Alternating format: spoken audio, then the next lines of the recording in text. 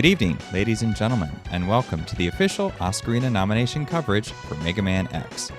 Mega Man X is an action platformer developed and published by Capcom. It was released on the Super Nintendo in 1993 and is a reinvention of the classic Mega Man character who saw no less than 6 entries on the Nintendo Entertainment System. This new and improved entry is a bit of a spin-off and incorporates a greater sense of story, progression, and creativity that is both faithful to the originals while simultaneously being a fresh foray into new territory. My name's Mitchell, and I'm going to be your host for the evening. And I've got along with me tonight Tyler. Thank you for joining me. Thanks for having me. And here are the nominations for Mega Man X. Best Pixel for 1993, Best Level Design, Best Gameplay, Discovery and Expression, and Best Sound Atmosphere. So we're trying this new format now in which we kind of talk a little bit about our exposure to the game. Well, what's your sense of it? I mean, this is kind of an obvious question for me. For you or from you? Well, I mean, considering how I just kind of tortured you a little bit to play it in advance. Yeah, that was torment up. No, I've played a little bit of it back in the day. I think I had... Now that I think about it more, I can't remember if it was a computer version or if it was Game Boy, but either way, I have played it. I was obviously a fan of Zero because he had the long hair and the sword, and I was like, here's a Mega Man. This guy's got the red. He's like a rebel. He's cool. Yeah, Zero's awesome. Yeah, he is. Other than that, I don't remember too much about it. I didn't even know the premise of the game until recently, actually. I didn't know that he was like this computer world virus fighter, whatever the hell he is. Yeah, he's a machine. He's a cybernetic machine built by Dr. Light, and I guess so. I don't really. I know.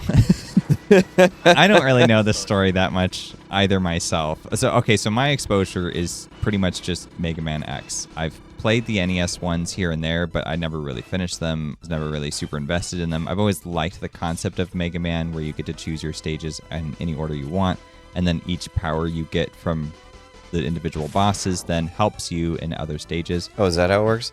Yeah. 'Cause I just went into a capsule and got super speed from my dead father. I felt like I was playing Kal-El or something. Okay, so that's new in this one. Oh, okay. You usually don't get that. Usually you defeat a boss, you get a power-up in the form of a new gun, and you can use that in other stages. And typically enemies have, or like certain bosses will have a particular weakness. In this one, you actually get armor upgrades, like the speed booster, but you also get like a helmet upgrade, which you can use to like jump through blocks and destroy them above your head. Or there's one segment where there's falling boulders, and they'll just bounce right off of you or just disintegrate when they touch your head because you got the stronger helmet. You also get like an armor boost and like an upgraded charge shot that you can do. So it's not a lot, but it is, yeah, a little bit different. That's still sick. I kind of want to play just for the upgrades now. If nothing else.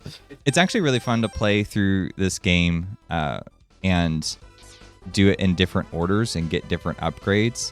So for me, I always try to get the armor upgrade as early as possible because naturally, so you can be impervious as you're running through.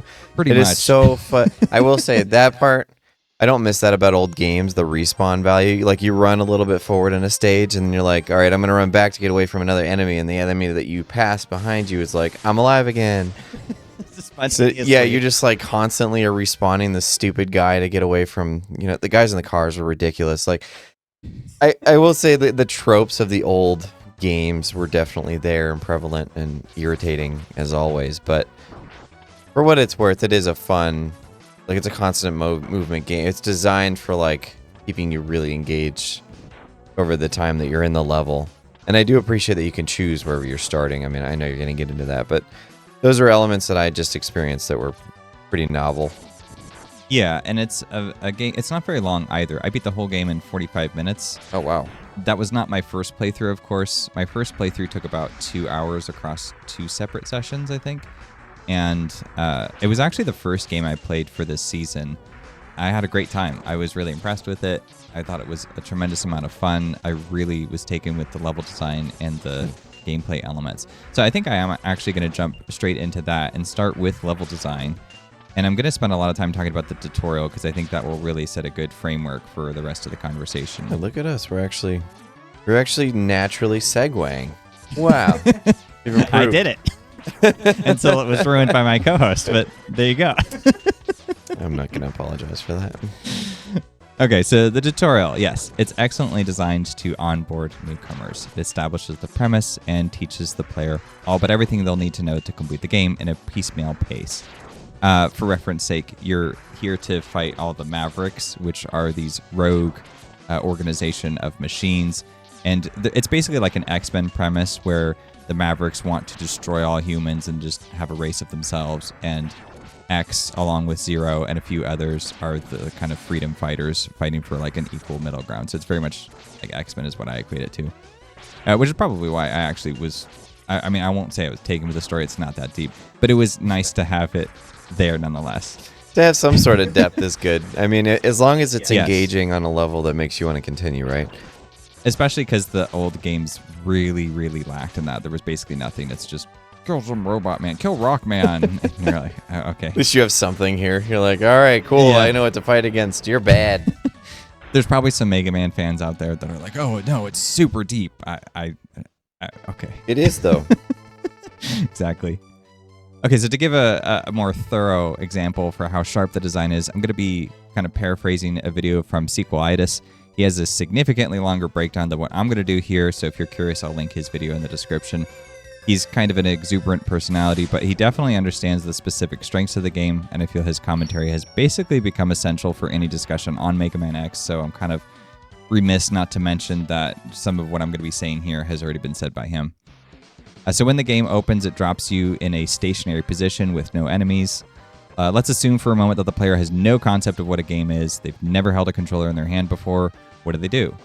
Well, you can start by learning how to move, and the only way you can go is forward. And then you encounter an enemy, and this enemy will simply crash into you and stop. You can either shoot the enemy or jump over him, but either way, it basically means you can press any button you like and it will address the problem. Going a little bit further gives you a stationary enemy who cannot be jumped over. If you attempt it, you'll take damage and be knocked back. Immediately after him is a gap in the road that you need to jump over. So essentially the game presents you with one enemy that you can deal with whatever method you attempt. The second enemy necessitates the use of the blaster, and the third obstacle necessitates the use of the jump. So in less than a minute, the game has taught you the entire foundation of what you'll need to complete the game. Move, shoot, jump. I actually had not noticed that when I was playing.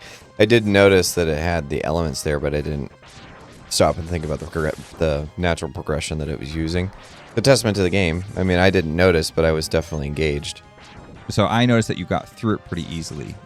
Towards the end of the tutorial is where it started to get a bit annoying. Mind you, Tyler was also playing on my computer because I forgot to bring a controller for him to play. So he had to use laptop controls, which are atrocious. Would not and recommend. I was struggling to get through with laptop controls. It's a mess. But so considering that, you did very well. Oh, thanks. Yeah. I did good. Good job. Yeah, but you got through it, right? And the easy part, that initial part was very nicely positioned out, and it was natural, and it was smooth, and you intuited it. And the reason why it's good is it didn't telegraph what you were supposed to do. You just kind of figured it out for yourself and kept going. Not noticing is part of why it's good design, right? It is nice when a game takes the time to immerse you right away, rather than communicating to you as a player. Like, I'd rather jump into the game and not have the game talk to me as if I am a player. Yes. Yeah, exactly. It wants you to feel like you are Mega Man now, and we're not going to explain anything to Mega Man. That doesn't make sense. Yeah, exactly. Another old reference. I love that one. So the next part of the mission shows that environments are sometimes destructible or changing. This is still in the tutorial. And it does this via fairly non-hostile enemies. Then it lets you practice everything you've learned for a short span before teaching you that some enemies can avoid gunfire, and thus jumping and shooting at the same time will become important. It's enormously difficult to do that on laptop controls, but Yeah. Again, I would think not it did recommend. work. Not recommend learning that way. Works with a controller, I promise. It also throws you into a pit where you need to learn to wall jump. The wall jump is particularly well conveyed because Mega Man, or X as he's known in this game, goes into a different pose and he glides down the wall. So you're all but forced to step into this, and when you do, you'll teach yourself how to wall jump as a result. When we talk about gameplay conveyance, this is the stuff that we're talking about. It's teaching the player the core principles of the gameplay so that they can experience the engaging scenarios. Gaming culture has very much become its own little bubble. There are instances of games that bring in outsiders, but examples like this demonstrate that you don't need to be a genius in order to gain the rewards of participating in a game. Aesthetically, Mega Man won't be for everyone's taste, and that's definitely an important, larger subject when it comes to games. But that aside, there does need to be some foundational practices, sensibilities with regards to forms and patterns that developers can learn to acclimate newcomers into their experience.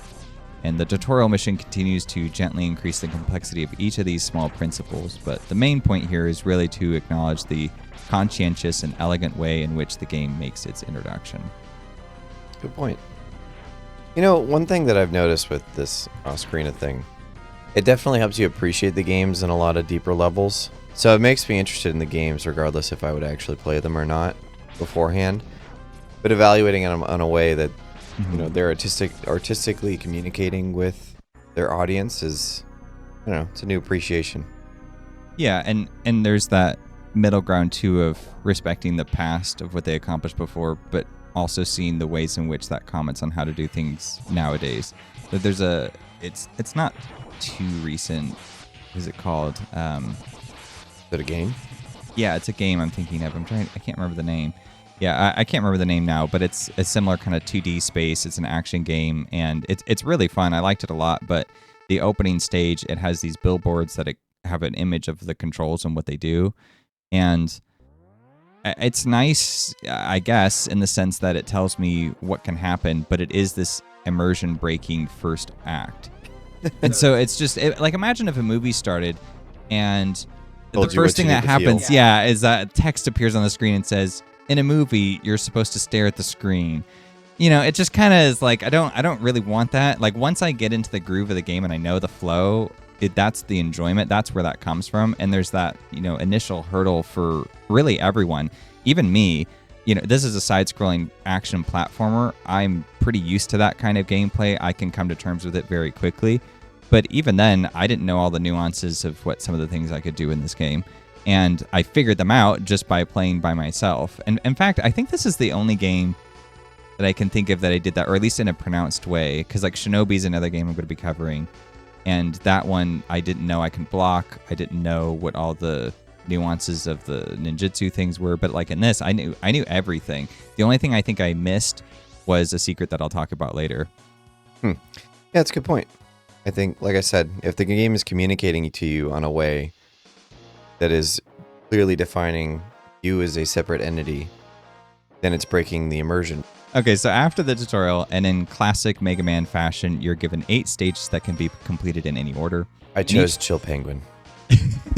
Yes, which is actually, that's apropos, because that is the ideal starting stage. And I'll explain why. Because there's a bit of careful plotting here. The first stage you're presented with is that actually fairly difficult underwater stage. In fact, early on, you're faced with a pretty tough submarine enemy in that stage, which is more than likely going to make short work of any newcomer. So assuming the player follows this recommendation by the game of just choosing the level that's pre-selected for you, after you get trounced in that first area, it's the very stage next to it that you're probably going to go to next. So you go into the water stage, you get beat up, and you go, oh, that was way too hard. And so then you move over and you try Chill Penguin stage in a clockwise fashion, and that one is the ideal starting place. And so even in that, it's teaching you something about the game, is that if you reach an area that's too difficult, go do something else and acquire a new ability that may help you in this other space. Yeah, so then, okay. Well, I was going to ask, considering I didn't beat this, but if I had beaten Chill Penguin, what ability would I have gotten?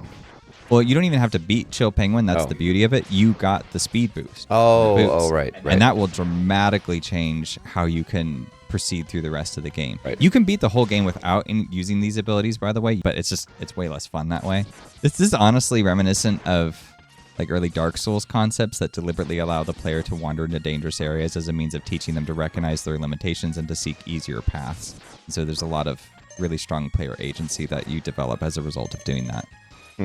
It's a life principle too, address what you can when you can, and don't bite off more than you can chew. So whenever you acquire a new ability, it encourages revisiting past stages to find health pickups and secrets, or simply to develop alternate routes for future playthroughs.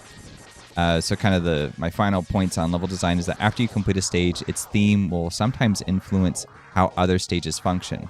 And in this way, the game narratively links your actions in prior stages. Generally, it makes those other stages easier, but it works in the same way as gaining a new power. Each step of progress chips away at the greater whole of the game in more ways than just your skill. And this is where the game creates a very pronounced sensation of empowerment. Empowerment in what, like, do you have a sense of agency because of the toy choices you're able to make, essentially? Like, you can choose your progression, therefore you feel more immersed. I do appreciate when a game takes its time to make sure that you feel like you are part of the world. And so if it does it within the tutorial and learning how to play, you know that you're going to get a pretty good experience moving through, which is what I'm assuming you're referring.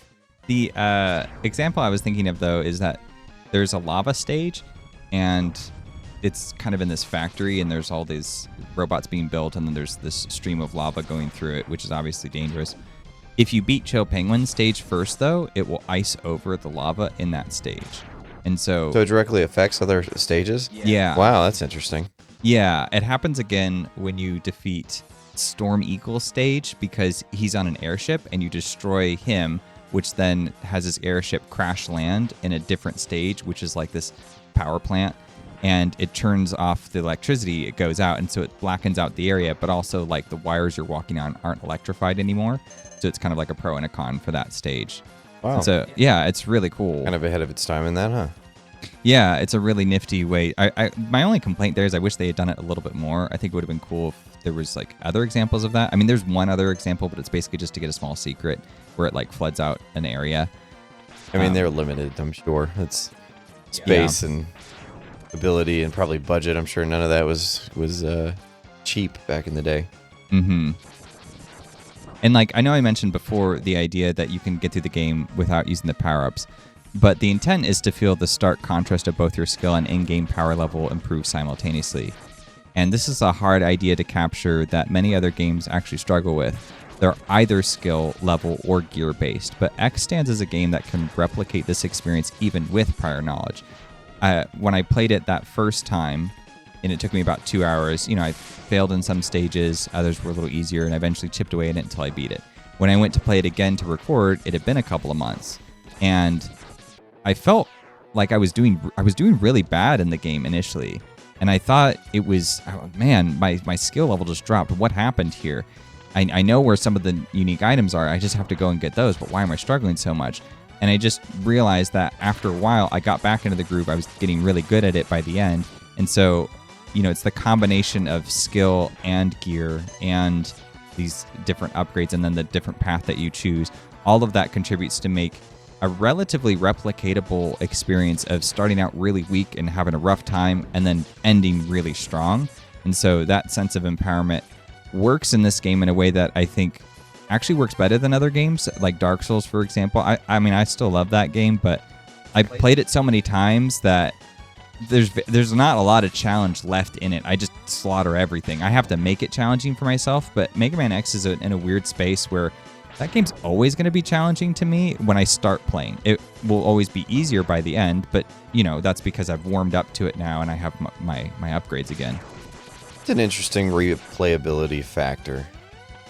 Just knowing that it might again be challenging in a different way because you have a couple of different options on how you play through the game. That's interesting. Especially for an older game like that. I mean, how old is this game? This is 1993. 3. Man. Even the game's premise interlinks with its gameplay. It sees you hunting down the Mavericks, a coalition of generals who serve a Magneto-type villain who seeks to eradicate humanity for robot freedom. But what else would his motivation be? Right.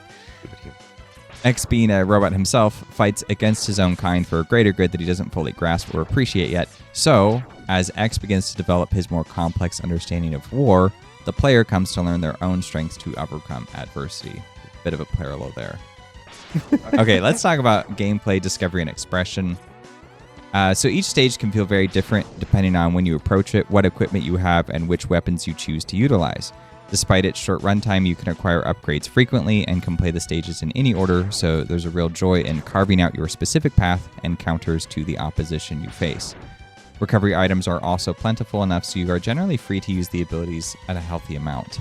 But also, you can use the weapons to kind of cheat certain villains, like Spark Mandrill is super weak to the ice shot. If you have that weapon, he'll just basically die instantly. He can't even move.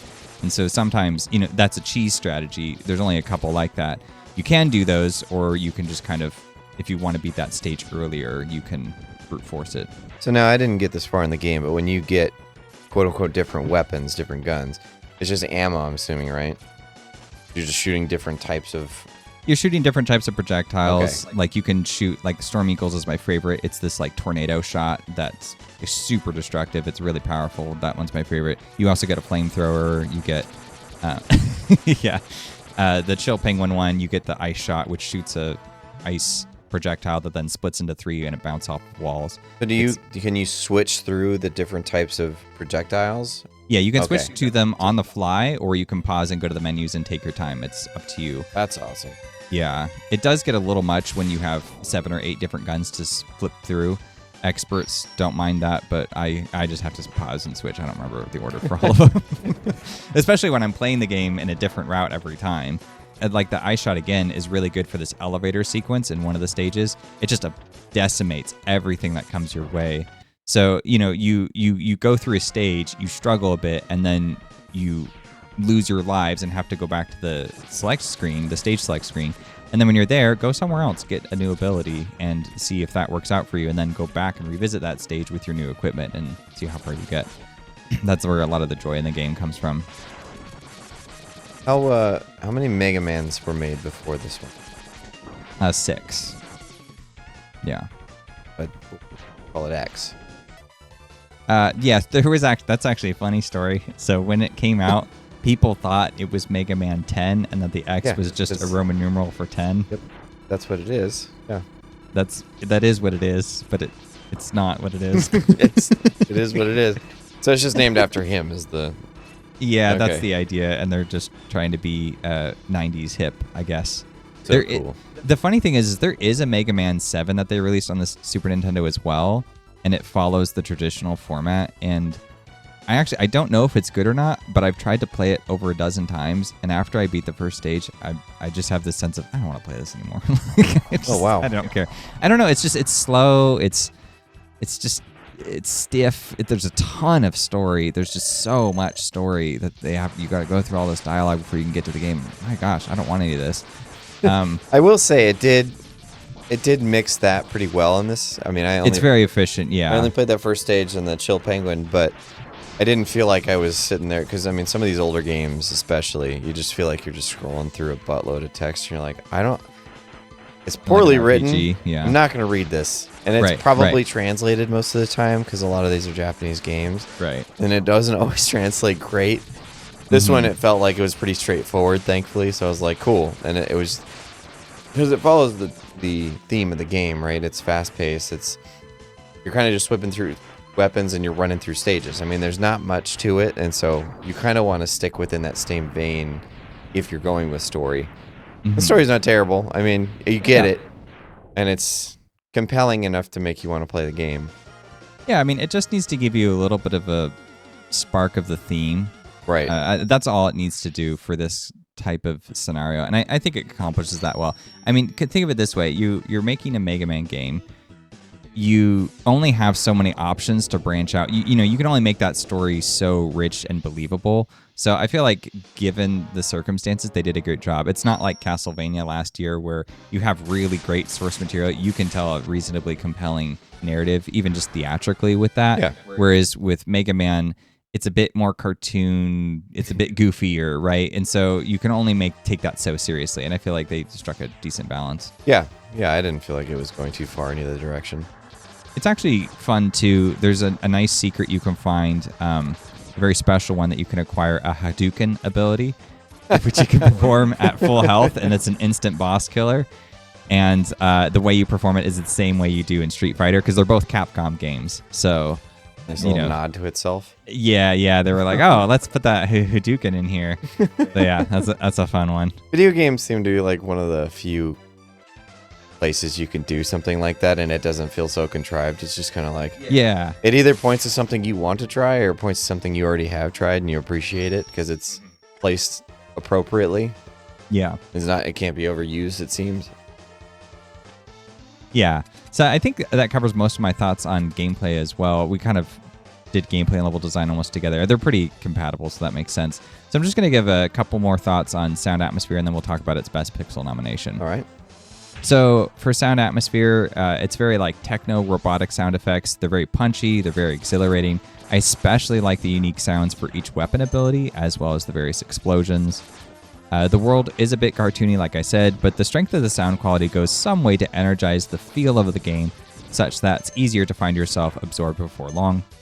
And then finally, the sound strikes a comfortable balance of excitement over silliness, which helps the occasional bits of seriousness that do show up in the story.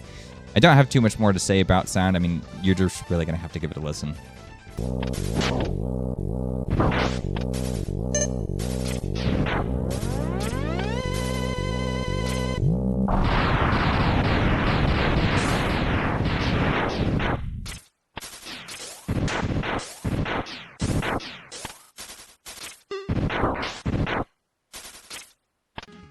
Yeah, I thought it was compelling.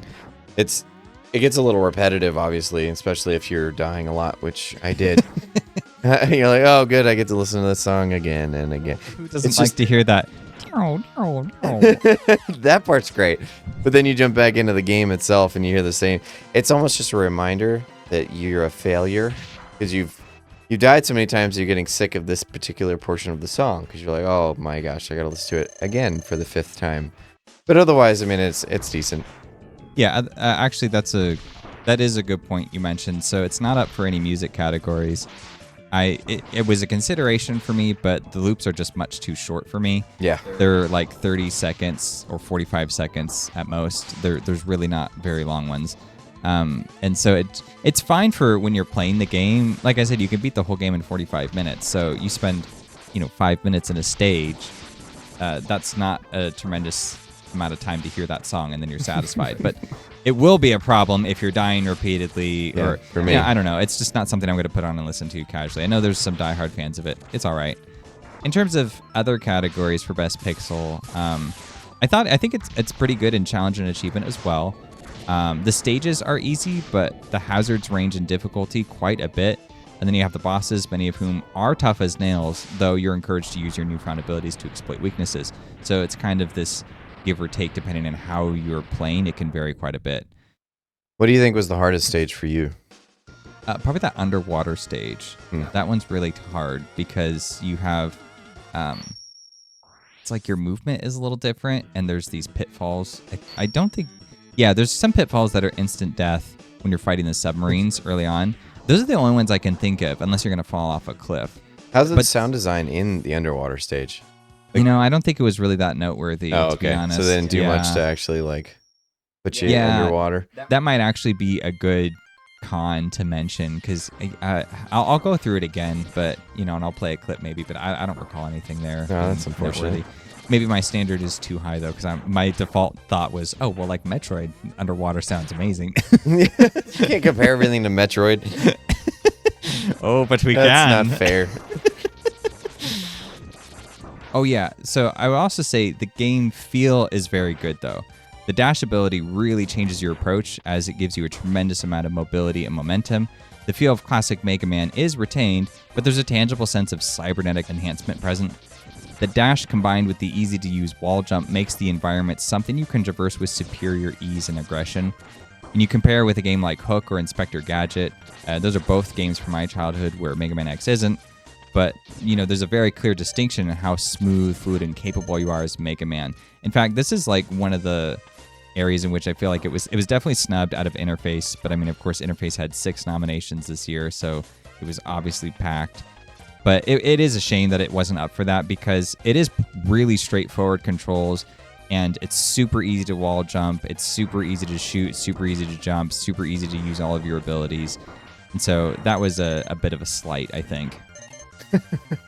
And like I like how when you get a new upgrade, you see it visually on Mega Man. Like when he gets the boots, it changes color slightly, and so it shows you what that looks like. Interface doesn't always have to be the menus. It can just be the way in which you're merging with your player alias in game. So it was definitely a very high nod for interface. I think it just came too late on my radar because it's so subtle. And interface, that's the tricky thing about it, is the more subtle it is, the better. But then also sometimes you forget that it's doing something really well. Well, again, if it's not pulling attention to it and you're just enjoying the gameplay experience, isn't that the point of the place? Yeah, exactly. But unfortunately, yeah, it snubs itself out of certain nominations because of it.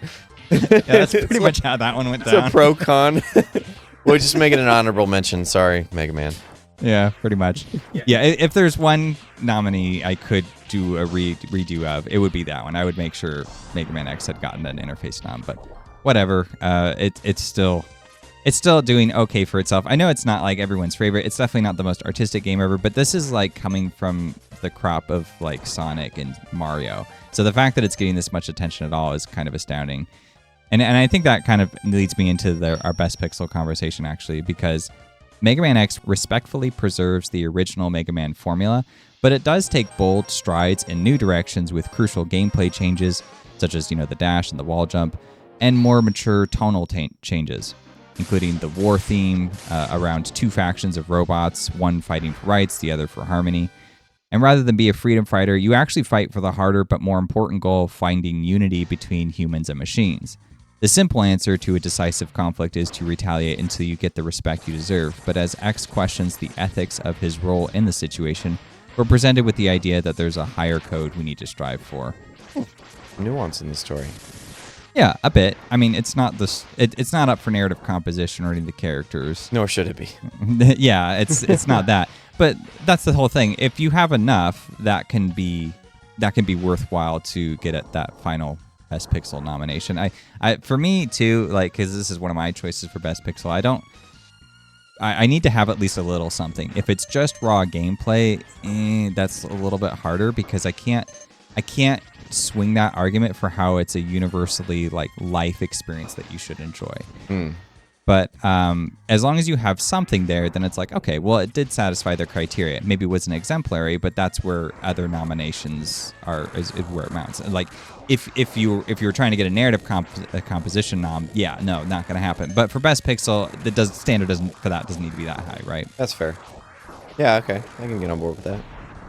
X represents a rare trait in gaming culture that is held in high regard, and that trait is reinvention. That's the other kind of strength it has for Best Pixel. So the reason a game like Breath of the Wild is held in high regard over like Super Mario Odyssey, which came out the same year, I believe, is for this simple attribute. It took a chance to do something brand new.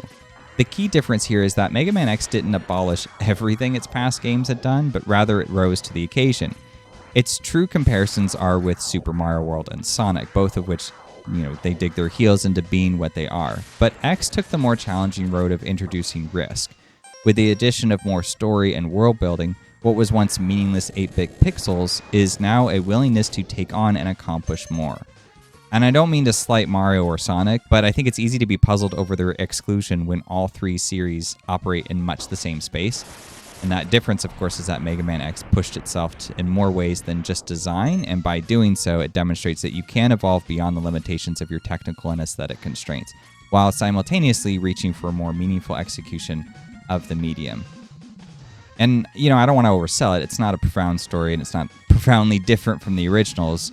In a way, you could criticize it for not being different enough, but I think the effort is important, and I do think where it erred on the side of caution, it did so out of respect for its NES legacy, and that's understandable. Well, yeah, so you'd have to, that's a difficult question to answer, isn't it? But if you're doing, especially with video games, because they often can get away with having a lot more similarity in a quote-unquote sequel, but finding the balance of like too different and not different enough. Because you have to be bold, right? It has to stand out as its own thing, but also not stray too far from what its predecessor is to maintain its audience, but also to reach out for others. Yeah. That's got to be really hard for a creator to determine. Because like that's a big risk. You're gonna piss off a lot of people, or you're gonna appease a lot of people, and you're never gonna do both, or too much of one and not enough of the other. Like you're that balance. I don't know. It's hard to describe because it's just you do want to be bold because that's what your characteristic is. That's where it's like, no, this game is different than one that came before. Yeah, if you're offering something new on the market, there needs to be a justification. Well, there's to also purchase that. Like, how innovative do you want to be right. to the market itself, and not be constrained within the property in which you're building it? Right. Because I mean, that's a really difficult. Like, I feel like that this game, from my limited experience, and then from hearing all that you have to say about it, seems like this game did a pretty good job of not staying necessarily too safe, but also not being too bold. Like, it had a really good, healthy balance within the two. I think it does. It's really a prime example of that balance because it is noticeably different from the past games, but also, you know, if you just looked at 2 screenshots, you'd think they were more or less the same, or like it's a direct evolution of it. So, you know, those little touches about the story and the way the levels are constructed, with the way they interact with each other on like a deeper way, you know, this is something that is different and interesting, but it's also not so much that you just, you know, completely abandon everybody else. So there is such a struggle for that. And I'm not sure I don't know that I could think of too many examples off the top of my head, but I know thinking of examples of games that are a sequel and that everyone plays and returning fans and newcomers all unanimously appreciate, that's super rare. I mean, even going back to Breath of the Wild, like it has its detractors, which has only grown with time. And that's just the example I can think of because it was a game that so radically changed what it had been doing prior to that point. And yeah, so. Well, with that one, I think that's a good example of being maybe a little too bold. Because it's such... That's my argument against it. For sure.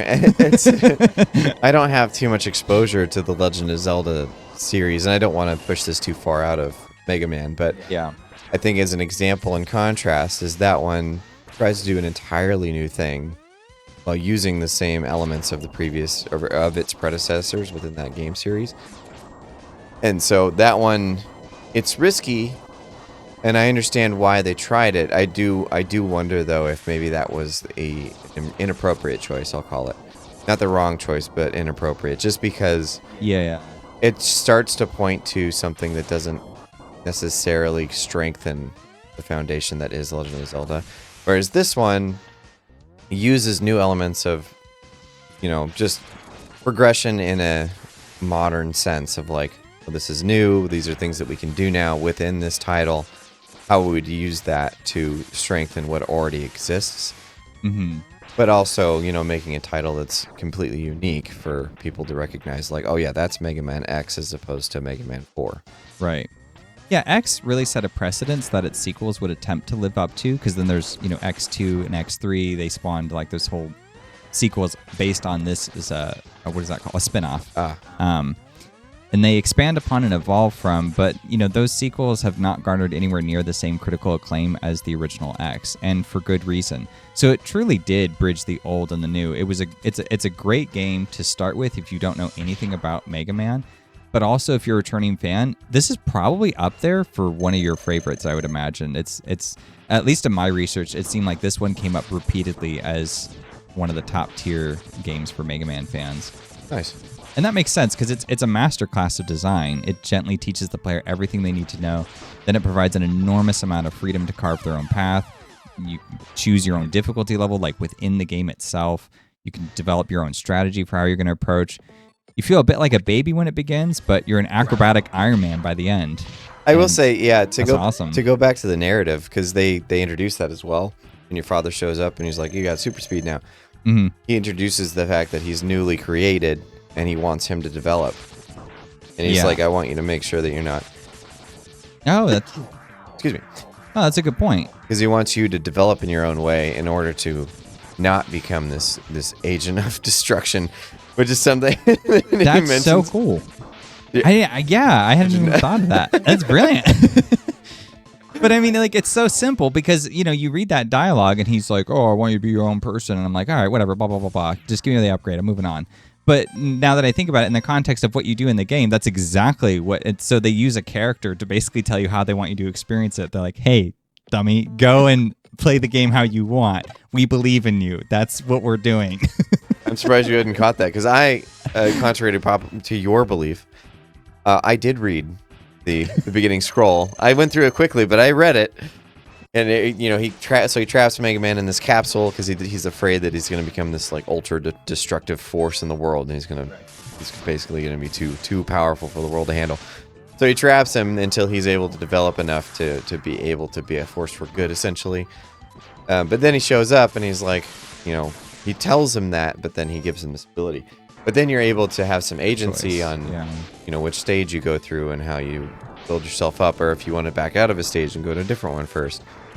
So I thought that you had already recognized that sooner. I should have. It's plainly obvious. Idiot. But that's the whole thing. It's like its interface. There's the degree of restraint that I'm not really thinking of it in that deep way. And that's part of that's like really why I love doing the Oscarinas, is trying to find that little nugget in which they merge these two elements together, the sort of narrative, thematic, and like personal resonance with actual gameplay mechanics. So often it becomes a long conversation about the mechanics and the structure of it, and we forget those aesthetics, and that they can and do serve a purpose, but that purpose shouldn't be to disregard the mechanics. It should be to like reinforce and establish what you play through. So I guess the part that's surprising to me is that the fact that what the character tells Mega Man is the same philosophy that the designers have for the whole structure of the game for how you experience it.